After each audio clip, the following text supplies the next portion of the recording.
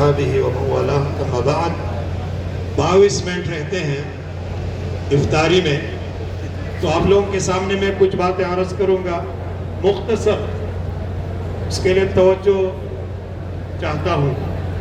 شیخ نے تو زکوٰۃ کے فرضیت کے حوالے سے، ادائیگی کے حوالے سے، اور سونا چاندی نقدی مال اموال تجارت عروض وغیرہ سب کے بارے میں بتا دیا۔ ساتھی نے ماشاءاللہ انعام بھی حاصل کیا۔ بھائیو، یہ تمام اعمال، زکوٰۃ یہ عبادت ہے۔ زکوٰۃ اصل میں لغوی معنی میں پاکی کو کہتے ہیں۔ کس کو کہتے ہیں؟ پاکی کو۔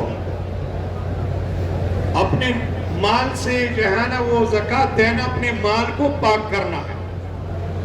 اس کو صدقہ بھی کہتے ہیں، لیکن واجب ہی صدقہ ہوتا ہے۔ تو صدقہ جو اس کی جو اصطلاح ہے، اس کے پیچھے حکمت یہ ہے کہ آپ اپنے ایمان کے تصدیق کے لیے بطور نشانی، بطور دلیل اللہ کے دیے ہوئے ایمان سے کچھ دیتے ہو کہ میں مومن ہوں، میں مسلم ہوں، اسی لیے مجھ پر سال گزر گیا اور میرے پاس اتنا مال ہے، پچھلے سال میں صاحب نصاب ہو گیا تھا، میں اللہ کے نام پر وہ ادا کرتا ہوں۔ تو یہ صدقہ اپنی ایمان کی دلیل ہوتی ہے۔ ٹھیک اسی طریقے سے میرے بھائیوں، یہ سارے اعمال اگر قبول ہوں گے، عقیدہ توحید پر قبول ہوں گے، عقیدہ توحید پر قبول ہوں گے، تو توحید کے بارے میں آپ لوگوں کے سامنے پہلی بھی میں نے بات کی تھی، آج پھر وہ بات دہرا رہا ہوں کہ لا الہ الا اللہ یہ دو رکن ہے کلمے کے۔ پہلا رکن نفی ہے، دوسرا رکن اثبات ہے۔ نفی کی معنی یہ ہے کہ جو بھی بندگی روئے زمین پر ہوتی ہے اللہ کے علاوہ اوروں کی، یہ باطل ہے اور وہ طاغوت ہے، کرنے والے کافر ہے، مسلم نہیں ہے۔ اور الا اللہ، ساری بندگیاں اللہ کے لیے ہے، ساری بندگیاں اللہ کے لیے ہے۔ یہ کلمے کے دو ارکان ہیں، نفی اور اثبات۔ نفی پہلا رکن ہے، اثبات دوسرا رکن ہے۔ قرآن سے اس طرح اس کو سمجھو، فَمَن يَكْفُرْ بِالطَّاغُوتِ لَا إِلَٰهَ وَيُؤْمِن بِاللَّهِ إِلَّا اللَّهُ فَقَدِ اسْتَمْسَكَ بِالْعُرْوَةِ الْوُثْقَىٰ لَا انفِصَامَ لَهَا۔ جس نے کفر بالطاغوت کیا، ایمان باللہ لایا، تو اس نے مضبوط کڑی پکڑ لیا جو ٹوٹنے والا نہیں ہے، اور یہ اس کو اللہ تک پہنچا کے رہے گا، جنت میں داخل ہو کے رہے گا۔ تو بھائیوں، کلمے کے کتنے ارکان ہو گئے؟ دو ارکان۔ پہلا رکن کیا ہے؟ نبی کیا؟ نبی کیا ہے؟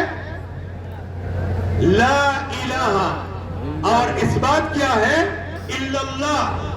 یہ کلمے کے دو ارکان ہو گئے، پہلے جز کے۔ پھر کلمے کے دوسرے جز کے بھی دو ارکان ہیں۔ دوسرا جز کیا ہے؟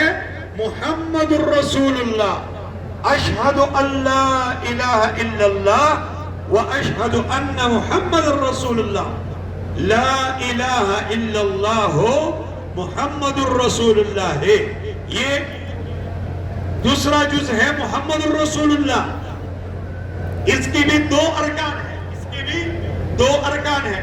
پہلا جز اللہ کا رسول، اللہ کا بندہ ہے، عبدیت یہ ایک رکن ہے، اور وہ عام بندہ نہیں ہے، رسول اللہ ہے۔ رسالت دوسرا رکن ہے۔ تو دوسرے رکن کی بھی، دوسرے جز کی بھی دو ارکان ہو گئے۔ پھر کلمہ لا الہ الا اللہ کے 7 شرطیں ہیں۔ کتنے؟ 7 شرطیں ہیں، اور پہلی شرط وہ ہے العلم بلا الہ الا اللہ۔ جو کلمہ تم پڑھتے ہو، اس کلمے میں کیا ہے، اس کا تمہیں علم ہو۔ اگر علم نہ ہو، ایسے ہی کلمے پڑھتے رہو، لاکھ بار نہیں، کھرب بار نہیں، ارب بار نہیں، روئے زمین کے بر کے اوپر ذرات کے برابر کہو، حجر اسود کے سامنے کھڑے ہو کر کہو، لیکن مسلم نہیں ہو جب اس کلمے کے तकाज़ों को नहीं समझते, पूरा नहीं करते।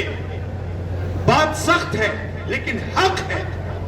ये कलमा आहद है, एक कलमा एग्रीमेंट है।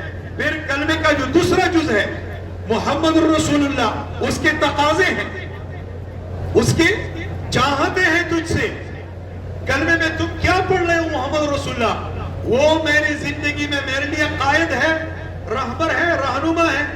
मैं उन्हीं के पीछे चलकर सुरखरू हो सकता हूँ, इधर उधर चलकर सुरखरू नहीं हो सकता हूँ। जैसे कि आप लोग के सामने मैं अर्ज करूं, ओ भाइयों, आप लोगों ने यहाँ इन मसाजिद में वितर की नमाज पढ़ी है।